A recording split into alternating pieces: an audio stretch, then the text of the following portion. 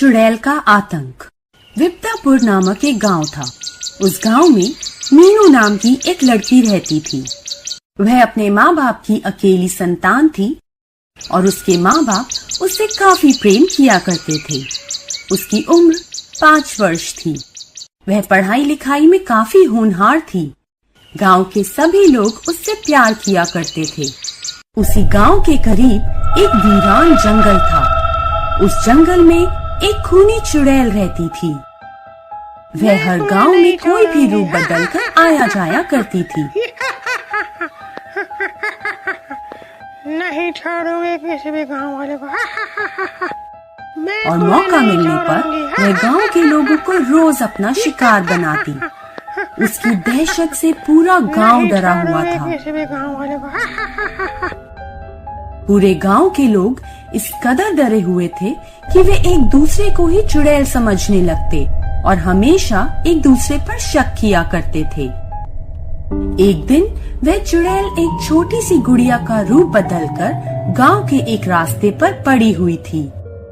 उसी रास्ते से गुजरती एक छोटी सी बच्ची अपने साथ उस गुड़िया को ले जाती है। उसके माँ बाप उस गुड़िया को अपनी बच्ची के साथ देखते हैं और उससे पूछते हैं कि मीनू बेटी, तुम यह गुड़िया कहाँ से लेकर आई हो? माँ बाबा, मुझे ये रास्ते पर पड़ी मिली है। बेटे, ऐसे ही रास्ते पर पड़ी कोई चीज नहीं उठाते। माँ बाबा, मुझे तो ये गुड़िया बहुत पसंद आई और मैंने इसे उठा लिया। अब मीनू वह गुड़िया लेकर अपने कमरे में जाकर रख देती है। उसके बाद रात के 12 बजते हैं तो उस गुड़िया से हंसने की आवाज आने लगती है। मीनू उस गुड़िया को देखती है तो वह गुड़िया हवा में उड़ने लगती है और वह गुड़िया मीनू को लेकर गायब हो जाती है। इधर मीनू के माँ बाप अब मीनू को बुलाने के लिए जाते हैं तो यह देखकर डर जाते हैं कि मीनू तो अपने कमरे में ही नहीं थी। वे दोनों मीनू को इधर उधर खोजने लगते हैं और अंत में थक हार कर वे गांव के लोगों को इसके बारे में बताते हैं। फिर मीनू के माँ बाप आपस में कुछ खुसर फुसर करने लगते हैं और कुछ देर के बाद शांत हो जाते हैं। गांव के लोग अब कहने लगते हैं कि लगता है मीनू को वह खूनी चुड़ैल उठाकर ले गई है जो गांव के लोगों को उठा ले जाकर खा जाती है। गांव वालों की बात सुनकर मीनू के माँ बाप काफी दुखी हो जाते हैं और वे हताश होकर जमीन पर गिर जाते हैं। उनको जमीन पर गिरा देख गांव वालों की भीड़ उमड़ने लगती है। चारों ओर लोगों के चेहरे पर भय और चिंता को देखा जा सकता था। अरे भाई, बेचारी के साथ बहुत बुरा हुआ। अकेली ही लड़की थी उनकी, भगवान उसकी मदद करे। सही कह रहे हो भाई, बहुत बुरा हुआ। मैं तो भगवान से प्रार्थना करता हूँ कि वह सही सलामत हो। अरे अब जिंदा होगी तब ना, उस खूनी चुड़ैल ने सबको ही खा लिया है। हाँ भाई, सही कह रहे हो। लगता है वो खूनी चुड़ैल हमको भी नहीं छोड़ेगी। अरे गांव के लोगों, मैं तो यह कहूंगी कि हम सभी को सिद्ध बाबा के पास जाना चाहिए। सिद्ध बाबा गांव के समीप एक कोने में रहते थे। वे शांति का जीवन व्यतीत करते और उनके पास सिद्धि भी थी, जिसका प्रयोग वे दूसरों के दुख को समाप्त करने के लिए किया करते थे। हाँ भाई, ये सही कह रही है। हाँ भाई, ये सही कह रही है। अब गांव के लोग सिद्ध बाबा के पास उस खूनी चुड़ैल से छुटकारा पाने के लिए जाते हैं। मीनू के माँ बाप भी उनके साथ हो लेते हैं और वे खूनी चुड़ैल से अपनी बेटी को पाने के लिए चल देते हैं। इधर सिद्ध बाबा गांव वालों को देखते हैं तो वे उनके यहाँ आने का कारण पूछते हैं। मीनू के माँ बाप कहते हैं, बाबा, हम आपके पास बहुत ही आशा लेकर आए हैं। आप हमारी मदद करें। हमारी बेटी को खूनी चुड़ैल उठाकर ले गई है। ठीक है, आप चिंता न करें। आपको मेरा साथ देना होगा। जैसा मैं कहूँगा आप वैसा ही कीजिए। हाँ बाबा, आप जैसा कहेंगे हम वैसा ही करेंगे। फिर मीनू के माँ बाप और गांव के अन्य लोग सिद्ध बाबा के साथ हो गए।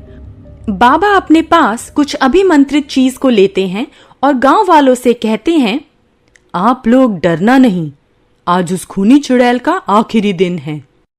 अब वे उस घने जंगल में जाते हैं और उस खूनी चुड़ैल को ढूंढने लगते हैं। उधर वह खूनी चुड़ैल जो मीनू को गुड़िया बनकर उठा ले आई थी, वह उसे एक बरगद के पेड़ से नीचे टांग देती है। मीनू जोर जोर से रोने लगती है और वह चुड़ैल उसे खाने के लिए बड़ी जोर से भयानक हंसी हंसने लगती है और अपने मन ही मन कहती है कि आज तो मुझे एक नरम और स्वादिष्ट मांस खाने को मिलेगा। उसकी भयानक हंसी और मीनू के रोने की आवाज को सिद्ध बाबा सुन लेते हैं और उस ओर चल देते हैं। साथ ही वे गांव वालों को कहते हैं कि गांव वालों, आप लोग जैसा मैं कहूँ वैसा ही करना। बस जब मैं अपने पास अभिमंत्रित चीज को उस पर फेंकूं, तो आप लोग में से कोई एक उसकी चुटिया काट लेना और ध्यान रखना कि कोई भी लापरवाही ना हो, नहीं तो वह खूनी चुड़ैल अपना बड़ा रूप धारण कर लेगी, जिसे काबू में करना बहुत ही मुश्किल होगा और तुम सबको खा जाएगी। सभी लोग किसी न किसी पेड़ के पीछे जाकर छिप जाओ और जैसा मैंने कहा है वैसा ही करना। सिद्ध बाबा की बात सुनकर सभी गांव वाले अपना सिर हिलाकर उनकी बात का समर्थन करते हैं। अब सिद्ध बाबा उस जगह जाते हैं जहां वह चुड़ैल उस मीनू लड़की को खाने के लिए ले जाती है। तभी सिद्ध बाबा उस चुड़ैल को कहते हैं, ठहर जा दुष्टा, ठहर जा। अरे खूनी चुड़ैल, ठहर जा। आज तेरा आखिरी दिन है। तू इस बच्ची को छोड़ दे, नहीं तो मैं तेरा नामो निशान मिटा दूंगा। आज तो मजा ही आ गया। शिकार आज खुद मेरे घर में आ गया। मैं तुझे इस लड़की से पहले ही खा जाऊंगी। और वह चुड़ैल अपना बड़ा सा हाथ सिद्ध बाबा की ओर कर देती है। तभी सिद्ध बाबा वह अभिमंत्रित चीज उस पर छिड़क देते हैं, जिससे उसका हाथ जलने लगता है। वह अब सिद्ध बाबा को मारने के लिए आगे बढ़ती है, तो वह सिद्ध बाबा जोर जोर से कोई मंत्र पढ़ते हैं। उस मंत्र की ध्वनि उस खूनी चुड़ैल के कानों में जाती है, जिसको वह सहन नहीं कर पाती और कहती है, बंद कर, ये मंत्र बोलना बंद कर, मैं तुझे जिंदा छोड़ दूंगी। सिद्ध बाबा लगातार उस मंत्र को बोलना जारी रखते हैं और कुछ ही देर बाद वह खूनी चुड़ैल बेहोश हो जाती है। तभी सिद्ध बाबा गांव के लोगों को आवाज लगाते हैं, आओ गांव के लोगों, ये चुड़ैल बेहोश हो गई है, इसकी चोटी काट लो, जल्दी से, जल्दी करो, नहीं तो वह होश में आ जाएगी। तभी गांव का एक आदमी आता है और मन ही मन में सोचते हुए कहता है, हे भगवान, आप मेरी मदद करो।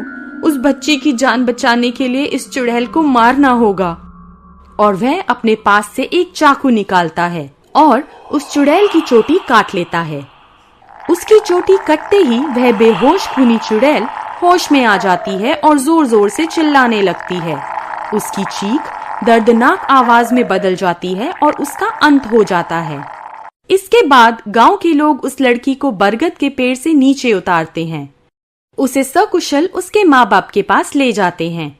मीनू को जिंदा देखकर उसके माँ बाप उसे गले से लगाकर बार बार उसको चूमते हैं और गांव के लोग आपस में बात